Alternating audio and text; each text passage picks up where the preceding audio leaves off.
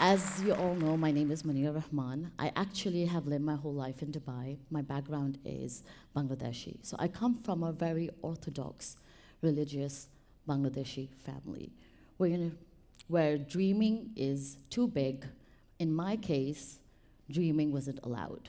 And what is the last and the end goal that you have to achieve in your life is husband and kids. And yes, that it was that difficult for me to try to understand where did this derive from, what is this cultural derivation that we have to constantly try to prove. So moving on, during my school time, when I was in school, I wasn't allowed to have friends from the opposite gender. If it's Valentine's Day, I have to skip school. If it's school field trips, I'm not allowed to go. My mistakes were carved on my body, and my achievements were never appreciated. What are my achievements going to do? What are my achievements going to do when it comes to the future? It's not going to help me with my husband. It's not going to help me with my kids. It's not going to help me with my in-laws. So it is not an evaluation that you're supposed to be looking forward for your own life. Moving on to my university life, it's very difficult again because from the phone to driver's license to driving a car, to be not to wanting to wear the hijab, to be changing what the way I want to dress was very difficult because that would mean that I have an opinion of how I want to live this life. I actually, when I was back, like everyone knows about Cinderella, right? Cinderella is clock strikes 12, she has to run home. And that's how my life was in university. I was actually, my friends named me Maghrib Cinderella. Because if it's Maghrib, it's over. She has to reach before it's too dark. My university expected me to do a lot of work and projects and make me want to stay down for so long, many times, because these assignments require, my degree required that. And I did interior designing. Again, not my choice. I wanted to be a choreographer. I loved sports. But women don't move their body like that in public. So I stuck to being an interior designer, where it meant interior designing is a homemaker, because she is going to keep the house pretty and very nice for her in-laws and her husband. Moving on, then 5 years from there, when I was only 20, I haven't even graduated, I was already seeing guys for arranged marriages. Was rejected, was very happy I was rejected for a couple of years, and I was like, okay, that's it, there you go. I think I can still live with myself, I can still do the degree, I can still educate myself, I can still look forward and do a lot of things in my life that I want to do. But I knew the end was near if someone said yes, and someone did. And that's exactly when things changed up for me. I was taken to Bangladesh saying it was my cousin's wedding and it was mine. 3 months of constant in and out of being jailed in a house, I had to make my way out. Because this is it. You've decided 25 years of my life, you're not deciding in the next 50 years.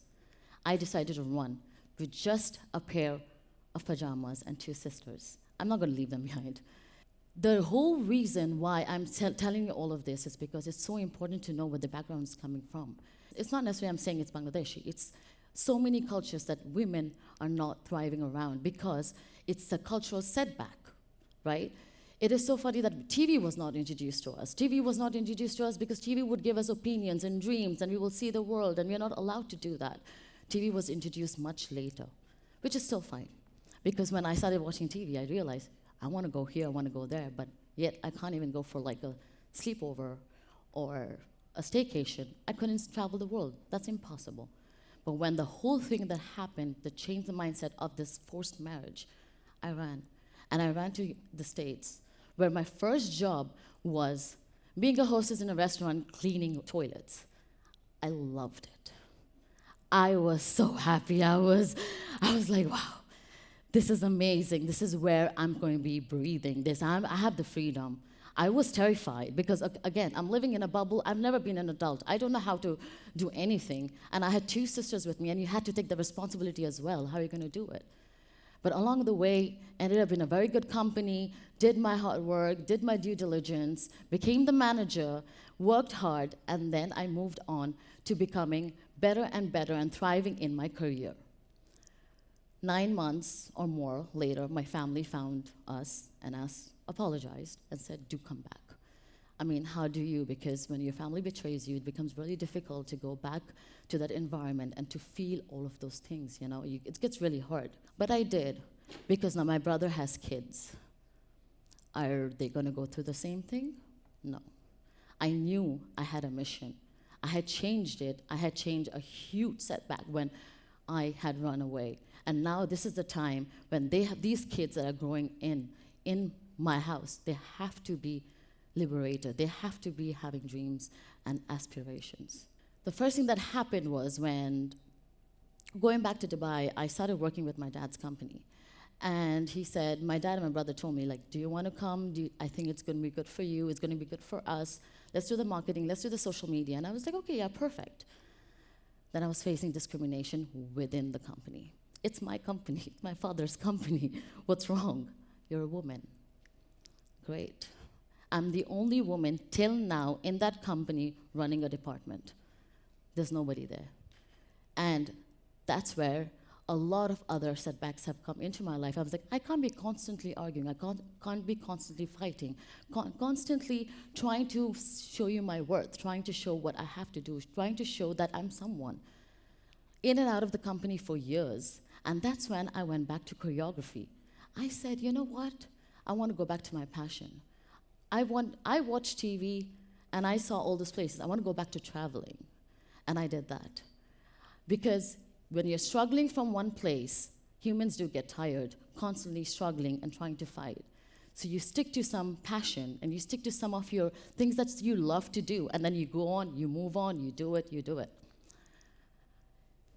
Backtrack, back in the company, working still hard, working and everything, because you have to show your worth. Because who am I kidding? It doesn't matter if it's your father's company. You still have to show that you are working and you are a person and you know how to do things and you know how to get things done, and you have to be an example. At the moment, I'm the director, chief marketing officer, brand ambassador of Al Haramain Group of Companies after that many years. And I was like, wow, finally. There is some acknowledgement, because what? You have to fight to get those validations. With my traveling, I'm over 1 million followers on Instagram now. Just as a hobby, love to travel, wanted to see the world, never knew that I would reach to that extent. And now people were not knowing me as Munira, as my father's daughter, who is a big icon in the Bangladeshi community, but as Munira Rahman, as the traveler in my shoes in the world industry, in the marketing industry, in the perfume industry, who's made it on her own. So when I was back there and still in Al Haramain, working through it, we actually have a lot of tasks to do. Now, when I say Al Haramain, it's a 50-year-old company. So when you go back, when you want to change all of that, this is what I decided to do. Rebrand the company according to today's world, change it up, trendy, because when you have old cultural mindsets, a lot of things does not work in marketing. You have to push through. You have to make it work. So when I was working through this, and I have a great team, they're right over here. We worked really hard. We pushed it up. We rebranded the whole company. We've gone to events, exhibitions around the world. I can't even count how many. And we have rebranded the company with international clients all over the world. And that's where we have made the change. I, as a woman who has gone through so much, was the game changer in my own father's company and my own life, which was a huge deal for me. So when I talk about cultural setbacks and pushback, and I had chosen such a sensitive topic, is because of one reason only. Why isn't there any support at home? If there is more support at home, women like us are actually going to make it easier. It's going to be better. It's going to be like the deal breaker. We're going to be out there and we're going to be stronger in facing everything we do. I wanted to change the cultural mindsets to make it work in a way that we are going to, if parents are supporting us, then your daughter is going to be here, your son is going to be here. And then, when they make mistakes, they can go back home and they can be like, sorry, I couldn't make it, but you need that motivation. We need to keep motivating our children to move forward, to do better. And it's okay for them to come back and be like, I couldn't do it. But then you need to make that environment. It's so important, I believe, to be a successful parent. You have to make sure that you raise kids with ambitions and dreams and allow them to make these mistakes. Women like us in the culture, we are not really recognized with ambitions and dreams. And it's really funny because the Bangladeshi Prime Minister has been a woman for decades, and still we're lacking this back home. Why? And it just starts from home. It doesn't have to be. We often we go around, we're blaming the world, the outside world, but why haven't we started at home to begin with? When you give that support at home, it's easier for your own child to stand her own ground in her relationships, in her workspace, in everywhere she goes, because she knows there is a hand on top of her head and she is coming back home to safe. So when I'm talking constantly about women empowerment, it's so important because a lot of people don't know that feminism has not reached in all parts of the world. It's still getting there, it's still happening. And when I was sitting down and thinking about it, how did I make it? Am I good enough? You start looking for validations. And did I do it well? Last year was the first time I actually got my first award for travel influencer, UAE most loved travel blogger. And you're like, okay, you're doing good. You're doing a good job. Then I got featured in Khalij Times, and I was like, oh, okay, I'm on the right path. Like, okay, I'm doing good for myself. Then you're thinking like, okay, it's your struggles, it's your work, it's your traveling, it's all of these things. What else are you doing? 2 months ago, I got invited for keynote speaker in Saudi Arabia between princesses and prestigious women. And you're like, I think this is it. This is what I have to do. It's about women empowerment. This is who I am. I think my story is going to change. I said, I don't think this can get better than this. It did. I'm standing right here. And I was just like, whoa. I was shaking all morning, and I was like, I can't believe it. That coming this far, standing on this ground, this red circle is everything. It's everything. Moving on, when we are sitting down and looking back at everything that you do and you have done in your company, in your personal life, in your travel, in everything, when all the cultural things come back together, we have to remind ourselves that sometimes when we are sitting down and doing so much work for ourselves, we worked so hard to get here, especially when I don't want to like discriminate anyone. I'm just talking about women. When we've come so far and done it on our own, some of us had support, some of us didn't. And I wish that our culture explained to us that marriage isn't the end goal. Good enough if you find the right partner who's very supportive, who's right there for you. That's amazing. You're lucky. So that's great. But when it comes to this, we have to teach the daughters at least that marriage isn't the end goal. Being someone who you are, how you come out, how you're going to be as a person, I think you should be focused. You should not be addressed by his wife, his daughter, his sister. You should be addressed by who you are. And that's what I was looking forward to do many times. And I know, like, in this competitive world, when it comes to so much work, when there's no validations, when there's jealousy, when there's competition, when there's no appreciation, a lot of people sit down and don't know where to go.